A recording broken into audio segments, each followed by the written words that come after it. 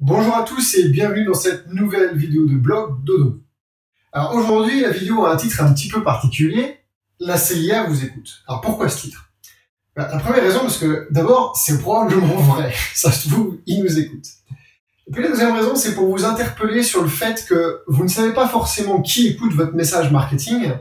Et on va découvrir dans cette vidéo pourquoi c'est super important de non seulement savoir qui écoute votre message marketing, mais surtout vous-même décider de qui doit l'écouter. Alors très souvent, quand je fais les audits avec les hôteliers ou avec les propriétaires de chambres d'hôtes, je leur demande qui sont vos clients. Et la plupart du temps, la réponse est un peu tous ceux qui viennent. Donc, ils n'ont pas choisi une niche, une catégorie de clients qu'ils veulent attirer. Alors, il y a une chose qu'il faut savoir, c'est que lorsque votre message marketing, donc ce que vous avez à dire au monde entier pour les faire venir chez vous, est très dilué parce qu'il ne s'adresse à personne, c'est très compliqué de performer. Alors, il y a une anecdote que je raconte assez souvent, c'est l'anecdote de la mère de famille nombreuse. Alors certains d'entre vous ont peut-être eu la chance d'être éduqués dans une famille nombreuse, en tout cas vous allez certainement comprendre le concept.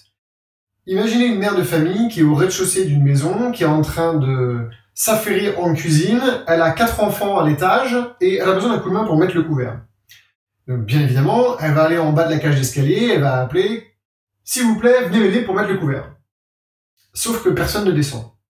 Évidemment parce qu'elle n'appelle personne en particulier. Alors que si cette même mère de famille va en bas de l'escalier et dit « Marc-Antoine, tu descends m'aider à mettre le couvert », là, j'ai pas le choix, je descends pour l'aider à mettre le couvert. Eh bien, c'est exactement la même chose avec votre établissement. Si vous n'avez pas un message précis qui s'adresse à une catégorie de personnes précises, personne ne vous écoute. Ça ne veut pas dire que votre message n'est pas entendu, et ça ne veut pas dire qu'il n'y a pas des gens qui vont acter par rapport à ce message, mais c'est-à-dire que personne ne vous écoute de manière active. Donc c'est le principe de la mère de famille. Donc il faut absolument, pour être performant, définir des niches. Et il y a une autre raison à ça, c'est qu'on ne peut pas satisfaire tout le monde. Si par exemple vous essayez d'attirer tout le monde, eh bien vous allez forcément, la balance va forcément pencher d'un côté. Donc, par exemple, vous ne pouvez pas faire la même chose pour des clients japonais et des clients américains. D'un côté, vous avez les clients américains qui aiment tout ce qui est informel et qui vont avoir envie de quelque chose de super amical et de super direct. Et d'un côté, vous allez avoir des clients japonais qui vont vouloir quelque chose de beaucoup plus formel, de beaucoup plus pas standardisé, mais avec des formes, avec une certaine politesse, avec un certain rythme que vous n'avez pas du tout besoin de faire avec des clients américains. Et puis en plus, il y a la gastronomie, il y a certaines habitudes en chambre, entre autres, qui vont changer. Donc on ne peut pas satisfaire tout le monde, et si on parle à tout le monde, on parle à personne. Donc en partant de ce principe-là, il faut qu'on arrive à se spécialiser pour attirer une clientèle qu'on choisit et qui est un cœur de cible, ou des niches, c'est comme ça qu'on appelle ça, qui vont varier dans l'année. Vous allez peut-être avoir certaines niches pour les week-ends, par exemple, qui vont être différentes des niches que vous allez avoir en semaine, des gens que vous allez essayer d'attirer en semaine, par rapport aux gens que vous allez essayer d'attirer le week-end, ou pendant certaines périodes de l'année, par exemple pendant les vacances ou des gros événements sportifs. Si vous êtes dans la région du Mans, par exemple, pendant la période des 24 heures du Mans, vous allez attirer une clientèle qui est très différente de qui vous attirez d'habitude. Alors la question, outre le fait que la CIA vous écoute et de qui vous écoute, c'est comment est-ce qu'on définit les gens qu'on veut attirer chez soi, et du coup les gens pour lesquels on va adapter notre politique de communication et de marketing. Parce qu'en fait c'est ça.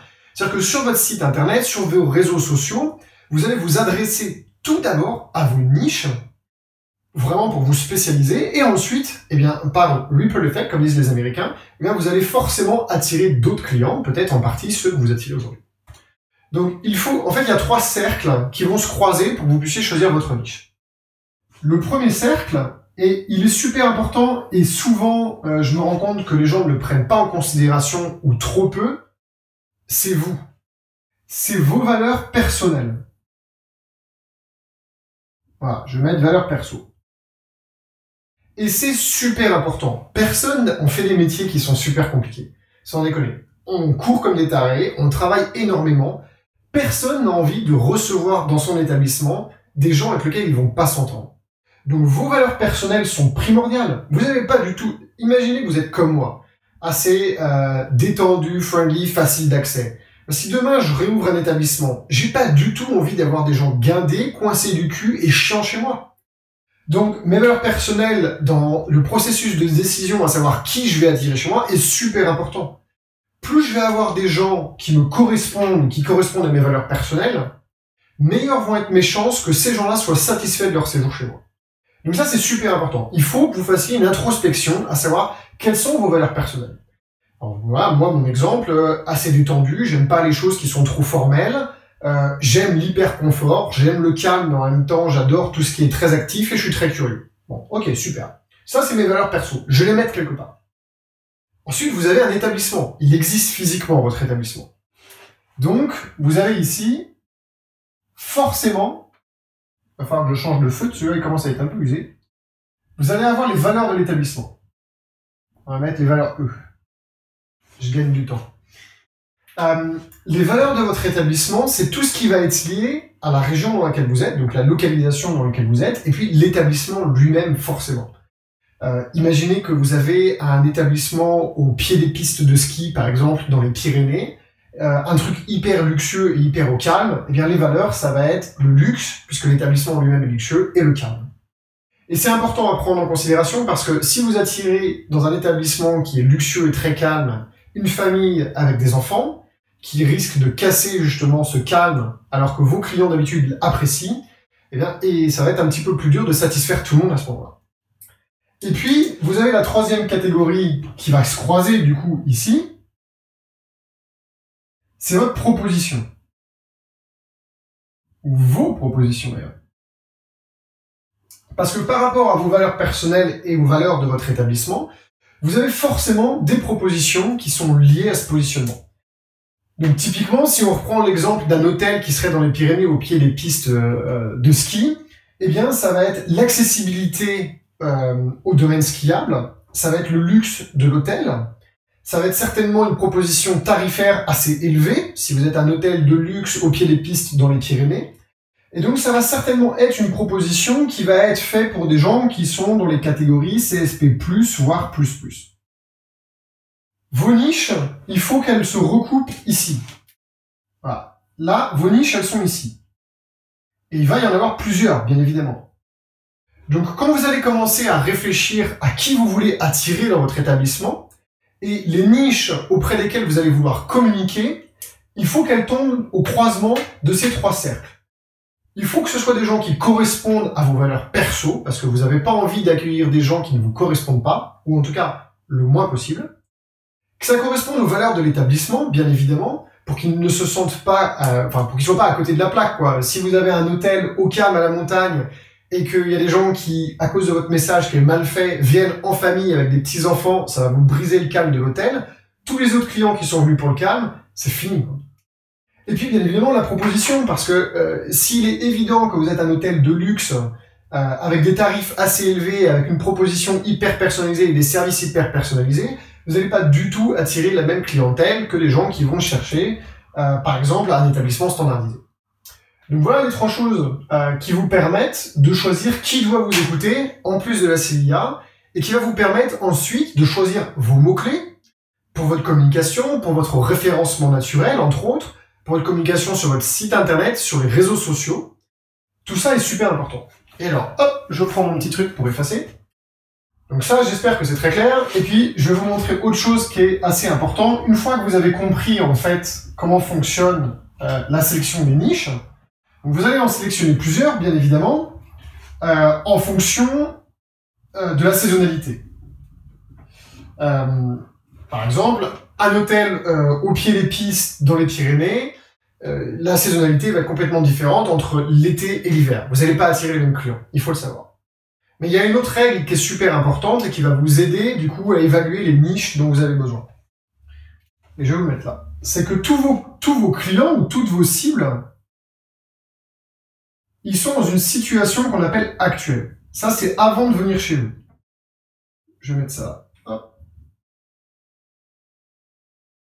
Alors, la situation actuelle, ça pourrait être au travail à Paris, métro, boulot, dodo, grève en ce moment, pétage de plomb, envie de prendre l'air, ça c'est sa situation actuelle. C'est votre cible. Vous avez un hôtel dans les Pyrénées au pied des pistes, on est en pleine saison des skis. Lui, ce gars-là, qu'est-ce qu'il veut? Eh bien, il veut sa situation désirée. Alors, je vais mettre hop, AS pour situation, et il veut... Voilà. Lui, ce qu'il veut, c'est sortir de son métro boulot dodo grève et aller se vider la tête, aller sur les pistes, être à un endroit super calme et pouvoir sortir un petit peu de tout ce bordel. Donc, vous voyez qu'il y a deux endroits, quoi. Il y a l'endroit où il est et l'endroit où il veut être. Eh bien, vous, la sélection de vos niches, et votre offre et votre proposition, elle doit servir de véhicule pour amener ce client potentiel de sa situation actuelle à sa situation désirée. Et au milieu, le véhicule qui permet d'amener le client à la situation actuelle, à la situation désirée, c'est votre offre. C'est tout ce qui constitue votre offre. Du coup, quand vous allez penser à vos niches, pensez bien à ça. Alors, si votre niche, par exemple, est géographique et liée à la nationalité des personnes que vous voulez attirer, ça va être super important de le prendre en compte. Parce que votre offre va devoir passer sans doute par des traductions en termes de langue. J'ai déjà eu des clients qui me disaient qu'ils voulaient attirer des Anglais avec un site internet qui était uniquement en français. Bon, et à un moment donné, il faut se remettre en cause quand même. Donc pensez bien à ça, et pensez bien aux 3 cercles, et commencez à réfléchir au fait que si vous voulez vraiment que quelqu'un d'autre que la CIA vous écoute, eh bien il va falloir que vous professionnalisez votre communication et votre stratégie commerciale. Vous ne pouvez pas simplement dire « moi je veux attirer tout le monde, tous ceux qui viennent dans mon établissement, c'est bon, c'est good ». Pour plusieurs raisons que j'ai énumérées, mais aussi pour une autre, c'est la satisfaction clientèle. Et puis pour une dernière, c'est le prix. C'est qu'il est beaucoup plus facile de faire comprendre la valeur de ce que vous vendez à des gens qui correspondent aux 3 cercles que je vous ai montrés tout à l'heure, qu'à des gens qui n'y correspondent pas du tout. Et il arrive régulièrement, en particulier dans les établissements à un certain niveau de prix, que parfois ils font des promotions qui attirent des gens qui n'ont rien à foutre dans un établissement 4 ou 5 étoiles. Du coup, c'est des clients casse-couilles, parce que ils n'ont pas les moyens d'être là où ils sont. Donc ils ont cassé leur tirelire pour s'offrir une promotion sur la chambre dans un hôtel 5 étoiles, mais ils n'ont rien à y foutre en fait. Donc tout ce qui va être autour va poser problème. Ils vont être super casse-pieds pour tout, parce qu'évidemment, ils ont payé quelque chose qui est au-dessus de leurs moyens d'habitude. Et puis surtout, ils vont pas être satisfaits parce que pour vraiment être à l'aise dans ce type d'expérience, il faut pas penser à l'argent que vous avez dépensé. Or, eux, la seule chose auquel ils pensent, c'est « Ah là, on a dépensé beaucoup d'argent pour être ici, donc il faut que ce soit super. » Et à force de penser qu'il faut que ce soit super, et ben du coup, ils coupent les cheveux en 4 et ça devient des clients chiants. Voilà, la CIA vous écoute. Bon, j'espère que c'est assez clair. Encore une fois, rendez-vous sur le blog Dododo pour continuer à suivre notre actualité. Donc, je vous le remets ici. C'est super simple. ododo.io et puis je crois que ça va être /blog. Là, vous pouvez vous abonner à la newsletter. Vous pouvez aussi aller voir sur YouTube et sur Facebook ces vidéos. On les met un petit peu partout. Et puis, n'hésitez pas à prendre rendez-vous avec moi pour faire un audit de votre situation. Le but du jeu, c'est de faire ensemble un audit de l'intégralité de la commercialisation de votre établissement pour comprendre où vous en êtes, comprendre ce qui peut éventuellement vous manquer et puis identifier ensemble les relais de croissance pour que vous puissiez arriver à avoir une commercialisation saine, c'est-à-dire un maximum de chiffre d'affaires et à l'intérieur de ce chiffre d'affaires, un maximum de ventes directes, parce que c'est bien pour ça qu'on a créé Ododo. Voilà, on est lundi, mais cette vidéo sera publiée mardi, donc bon courage pour le reste de la semaine, et puis on se retrouve dans la vidéo suivante. Allez, ciao!